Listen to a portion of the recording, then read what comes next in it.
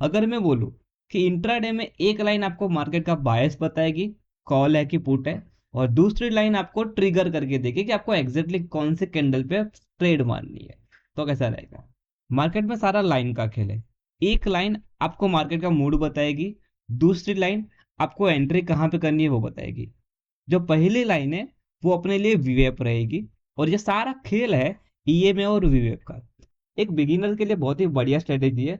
जब मैं स्टार्टिंग के टाइम में ट्रेड करता था, इस सेटअप के ऊपर मैंने 1 साल के लिए ट्रेड किया है, और इसने मुझे बहुत ही बढ़िया ट्रेड दी है। ऑन एवरेज अगर मैं बात करूँ तो मुझे 1:2 या फिर 1:3 के ट्रेड इजीली मिल जाते थे। आप में से जितने लोग ट्रेड करते हो ईएमए तो आपको पता ही है कैसे यूज करते हैं। अभी वीवेप कैसा लगाना है मैं आपको सिखा देता हूँ। तो आपको बस अपने ट्रेडिंग व्यू पे आना है, यहाँ पे इंडिकेटर के अंदर सर्च करना है, और यहाँ पे आपको सर्च कर लेना है सिंपली वीवेप लिख के। तो यहाँ पे 2 या 3 इंडिकेटर आएंगे, आपको ये वाला यूज करना है टेक्निकल। ठीक है, उसको आपको simply volume weighted average price उसको आपको ऐड कर लेना है। लेकिन यहाँ पे कुछ और चीजें भी आ गई, जैसे कि ये वाली चीज। तो ये है बॉलिंजर बैंड। जितने लोगों को पता है कि बॉलिंजर बैंड क्या होता है उनके लिए अच्छा है, जितने लोगों को नहीं पता है कोई बात नहीं, इसको इसका हमें कुछ काम भी नहीं है। ठीक है, इसको यहाँ से निकाल दो। सेटिंग इनपुट में गए, यहाँ पे गए, सेटिंग में गए, इनपुट में गए, बॉलिंजर बैंड को निकाल दिया और इसको कर दिया ओके। डिफॉल्ट सेटिंग रखना है, कुछ छेड़खानी नहीं करनी है, बस एक काम करना है। इसको हम लोग फिल्टर के तरीके से यूज करते हैं, तो इसका कलर कर देना है ब्लैक। आपको जो भी कुछ कलर करना है आप लोग यहाँ पे रख सकते हो। ठीक है, ईएमए कैसे ऐड करना है वो तो आप सब लोग मास्टर ही हो उसके अंदर, तो सही ना। तो ये तो हमने सिंपली एक ईएम ऐड कर ली। इसका सेटिंग क्या रखना है, इसका सेटिंग हम लोग थोड़ा सा चेंज करेंगे। इसको हम लोग यूज करेंगे इंट्राडे के अंदर 5 मिनट टाइम फ्रेम के ऊपर 50 का लेंथ रखेंगे। टेम्पररी हम लोग ये सारे ड्राइंग्स को यहाँ से निकाल देते हैं, सिर्फ इंडिकेटर बेस के ऊपर यहाँ पे रखते हैं। अगर ये सेटअप आप लोग यूज करते हो तो आपको एंट्री कैसे लेनी है। व्यू आपको बताएगा कि आपका मार्केट कौन सी साइड फ्लो हो रहा है, मतलब कॉल साइड जा रहा है फिर पुट साइड जा रहा है। अगर आपकी जो करंट मार्केट प्राइस है सीएमपी, अगर ये वीवेप की लाइन से नीचे जा रही है तो हमें इसको एज अ पुट साइड में कंसीडर करना है, और बिल्कुल भी कॉल साइड की ट्रेड नहीं लेनी है। इनकेस अगर आपकी करंट मार्केट प्राइस वीवेप से ऊपर चल रही है तो आपको सिर्फ कॉल साइड की ट्रेड देखना है। ये अपना कल का डेटा है। इसका देखो जो अपनी प्राइस चल रही है वो ऑलमोस्ट वीवेप के ऊपर ट्रेड कर रही है। तो इसके अंदर हम लोग जितनी भी ट्रेड फाइंड करेंगे वो सिर्फ और सिर्फ कॉल साइड की फाइंड करेंगे, पुट साइड की ट्रेड हम लोग इग्नोर करेंगे।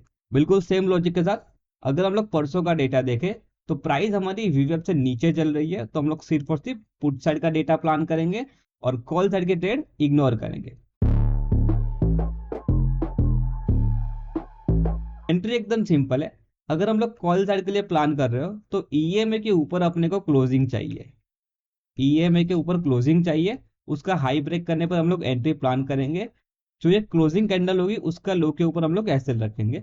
बिल्कुल सेम तरीके से अगर हम लोग पुट साइड में प्लान करेंगे तो जो अपनी ईएमए चल रही है उसके नीचे अपने को क्लोजिंग कैंडल चाहिए, और उसका लो ब्रेकआउट करने पर हम लोग एंट्री प्लान करेंगे और हाई के ऊपर अपना एसएल प्लान करेंगे। भी आपको यहाँ पे कुछ एक आध एग्जांपल बता देते हैं। लाइक अगर हम लोग बात करें, एक अच्छा सेटअप बन रहा है अपना परसों के अंदर, इस वाले दिन के अंदर 8 तारीख का ये डेटा है। देखो अपनी प्राइस चल रही थी ये वीवेप के नीचे, तो ये अपना हो चुका पुट साइड का ट्रेड फिल्टर। ठीक है, अभी इसके नीचे ईएमए के नीचे अपने को क्लोजिंग कैंडल मिल चुकी है। तो यहाँ पे हम लोग कैसे प्लान करेंगे, अगर मैं थोड़ा सा जूम कर दूं इधर, देखो एंट्री एकदम ईजी है, प्लानिंग एकदम ईजी है। आपका कैसा होना चाहिए, देखो ये जो अपनी क्लोजिंग कैंडल मिली, ये कहाँ से आ गया, ये वाली जो अपनी क्लोजिंग कैंडल दिख रही है आपको, इसके नीचे ये जो रेड कैंडल है उसका लो ब्रेकआउट होने पर हम लोग प्लान करेंगे। ऐसा हम लोग यहाँ पे रख सकते हैं, या तो फिर जो लास्ट वाला स्विंग बनाए यहाँ पे रख सकते हैं, दोनों बहुत ही अच्छे टारगेट देंगे आपको। ठीक है, तो हम लोग यहाँ पे प्लान कर लेते हैं एंट्री। इसको ब्रेक करने पर हम लोग यहाँ पे एंट्री प्लान करेंगे। स्टॉप लॉस अपने क्लोजिंग कैंडल के हाई के ऊपर भी रख सकते हैं, या तो फिर जो लास्ट एक स्विंग बनाए उसके ऊपर भी रख सकते हैं। अगर मैं बड़ा स्टॉप लॉस लेके भी प्लान करता हूँ 50 पॉइंट का, फिर भी देखो उसने इंट्राडे के अंदर कितना अच्छा टारगेट दिया है, 1:3 के आसपास टारगेट दिया है। मतलब कि यहाँ पे 50 पॉइंट के सामने उसने 135 पॉइंट दिया। बिल्कुल सेम चीज को जब आप ऑप्शन में देखने जाओगे तो यही टारगेट आपका 1:3.5 के आसपास बैठेगा। ये 31 जुलाई का सेटअप बन रहा है। अपनी जो प्राइस चल रही है वो ऑलमोस्ट वीवेप के ऊपर चल रही है, तो हम लोग कहाँ पे ट्रेड प्लान करेंगे, कॉल साइड के लिए। तो यहाँ पे हम लोगों ने कॉल साइड के लिए फिल्टर कर लिया। अभी वेट करते हैं एंट्री का। बिल्कुल इस कैंडल के आसपास अपने को एंट्री मिल सकती थी, लेकिन हमारा रूल्स है कि ईएमए के ऊपर अपने को क्लोजिंग चाहिए, वो अपने को मिली है इस कैंडल के आसपास। तो इस कैंडल का जो हाई ब्रेकआउट होता है वहां पे हम लोग एंट्री प्लान करेंगे। लाइक अगर मैं बात करूं तो ये तो पुट साइड का ट्रेड आ गया। डन, ये होगा अपना एक लॉन्ग पोजीशन। डन। ये जो एक कैंडल अपनी बनी है इसके हाई ब्रेकआउट होने पर हम लोग एंट्री प्लान करेंगे। स्टॉप लॉस कौन सा रखेंगे? रिसेंट स्विंग अपना स्टॉप लॉस बनेगा। 50 पॉइंट के आसपास हमारा स्टॉप लॉस बन रहा है और उसके सामने टारगेट कितने दे रहा है? 134 पॉइंट के आसपास। 50 पॉइंट के सामने मैक्सिमम टारगेट कितना दिया है? 150 पॉइंट का, मतलब कि 1:3 का टारगेट दिया है। डिपेंडिंग ऑन कि आपने कौन सी स्ट्राइक प्राइस सिलेक्ट की है, ऑप्शन के अंदर ये 1:3 या फिर 1:4 भी मिल सकता है।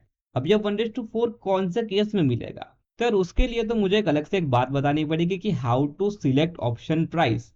और हाँ, अगर आपको जानना है कि कौन सी ऑप्शन प्राइस सिलेक्ट करने से आपको मैक्सिमम प्रॉफिट मिल सकता है, तो फटाफट से वीडियो के नीचे एक बार कमेंट कर देना कि आपको नेक्स्ट वीडियो कौन से टॉपिक के ऊपर चाहिए। तब तक के लिए स्ट्रेटेजी को यूज करो। नीचे कमेंट सेक्शन में बताओ कि आपको ये स्ट्रेटेजी कैसी लगी। और इनकेस आप लोग इस चैनल के ऊपर नए हो तो चैनल को सब्सक्राइब कर देना। बाकी मिलते हैं नेक्स्ट वीडियो के अंदर।